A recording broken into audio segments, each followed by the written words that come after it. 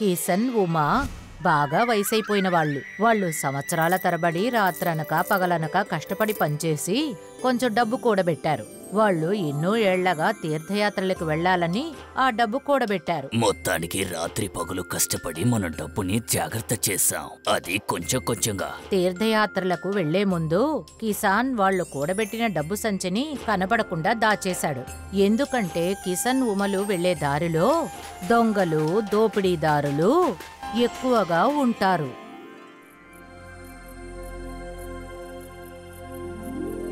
నేను అలిసిపోయాను. ఇక నుంచి ఈ డబ్బుని నువ్వే జాగ్రత్తగా చూసుకోవాలి.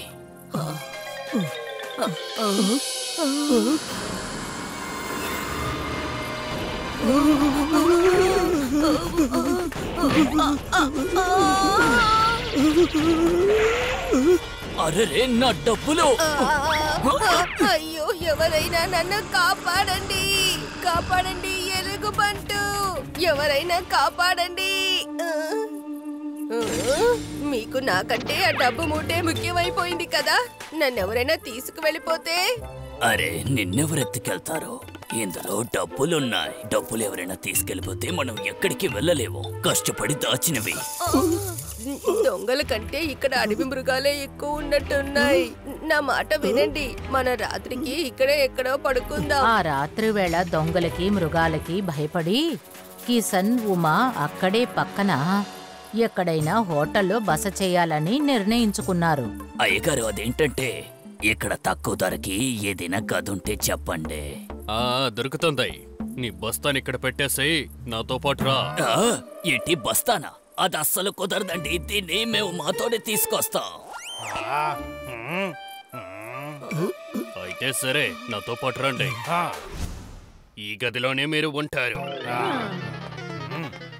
కానీ కిషన్ ఆ సంచి విషయంలో చాలా జాగ్రత్త పడ్డం వల్ల విమలేష్కి అనుమానం కలిగింది. అంటే వాళ్ల సంచిలో ఖచ్చితంగా విలువైన వస్తువులు గాని డబ్బు గాని ఉంటుందని అనుకున్నారు. వీళ్ళు నిద్రపోయాక దాన్ని దొంగలు చేద్దాం. వయసైన వాళ్ళు అనుకుంటాను, అందుకని వాళ్ళకి తెలియనే తెలీదు. ఇక్కడ మన కిషన్ ఆ సంచిని తలగడలా పెట్టుకొని బాగా నిద్రపోయాడు. అప్పుడు ఆ రోజు రాత్రి విమలేష్ ఇంకా అతని భార్య ఆ సంచిని దొంగిలించారు.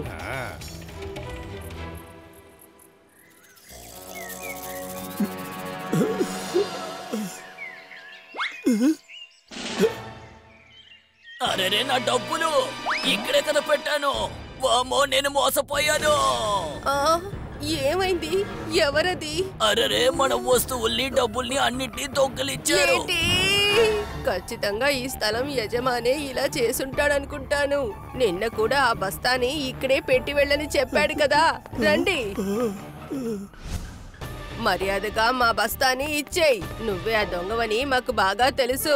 దొంగ? అది కూడా నేనా? మీరు ఉండడానికి చోటిస్తే నా మీదే మీరు నింద చెప్తారా? మర్యాదగా ఇక్కడి నుంచి వెళ్ళిపోండి, వెళ్ళిపోండి. మహామంత్రి, మాకు అన్యాయం జరిగిపోయింది. మేము చాలా ఏళ్ళుగా కష్టపడి జాగ్రత్త చేసిన డబ్బుని ఆ విడిది యజమాని విమలేష్ దొంగిలించాడు. మహారాజు గారికి చెప్పి న్యాయం అడగమని చెప్పండి. కానీ ఇది ఎలా జరిగింది?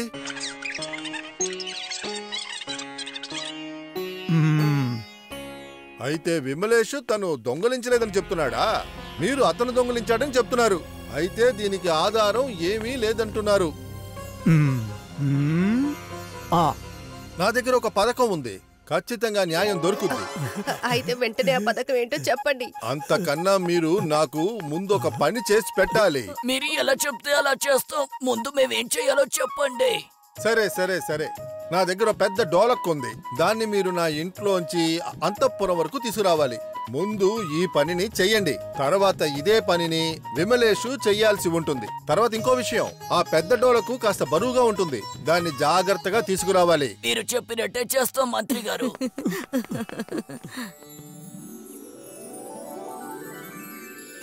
కిషన్, ఉమా ఉదయమే మంత్రి ఇంట్లోంచి డోలుని తీసుకొని రాజభవనం వైపు వెళ్లారు.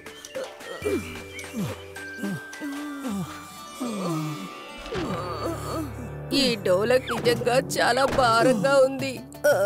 న్యాయం అడగడానికి వెళితే ఆ మహామంత్రి మనకి ఎంత పెద్ద శిక్ష వేశాడో చూడండి. మనం తీర్థయాత్రలకి వెళ్ళకూడదని ఆ దేవుడు నిర్ణయించుకున్నాడు అనుకుంటాను.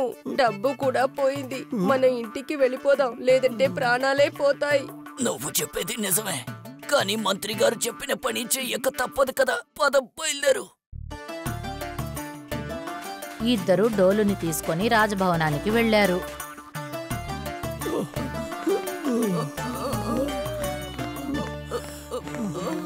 మంత్రి గారి ఇంటి నుంచి తీసుకొచ్చిందే కదా ఇది, అక్కడ పెట్టండి.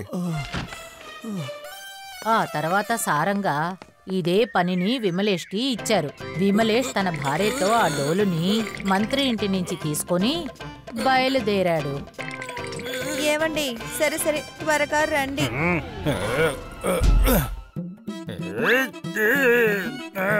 ఓరి నాయనో, ఏంటి ఇంత అద్భుతంగా ఉంది? ఒంటరిగా దీన్ని మోసుకుని వచ్చి నమ్మడు మొత్తం విరిగేలా ఉంది. నాకు కాస్త సహాయం చేయొచ్చుగా. సరే గాని దొంగలించింది మీరు, నేను డోలకు నెత్తాలా? కానీ ఆ డబ్బు బస్తానే దొంగలించమని చెప్పింది నువ్వే కదా. కుదరదు.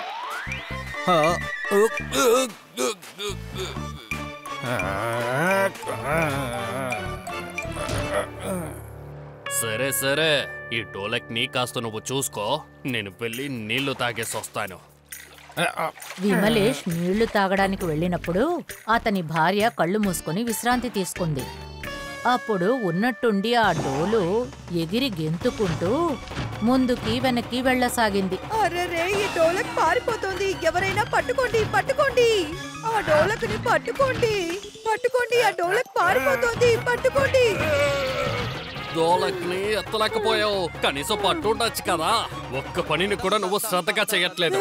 అలాగా? దొంగలించేటప్పుడు ఇదంతా అనుకుని చూడలేదా? సరే సరే త్వరగా బయలుదేరండి. ఇంకా మంత్రి ఏమో మనల్ని దొంగోళ్ళు అనుకుని మనకి శిక్ష వేస్తారేమో. అరే,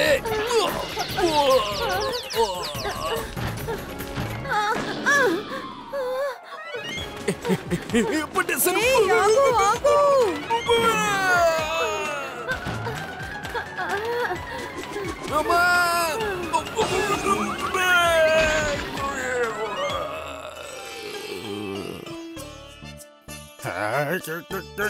విమలేష్ అతని భార్య మొత్తానికి ఆ డోలుని తీసుకొని రాజభవనానికి వెళ్లారు. అక్కడ ఇది వరకే కిషన్ ఉమా నిలబడి ఉన్నారు. మీరిద్దరు ఇంకా ఇక్కడే నుంచున్నారా? మీకు శిక్ష దొరుకుతానే మీరు అందుబాటులోకి వస్తారలా అనిపిస్తోందా?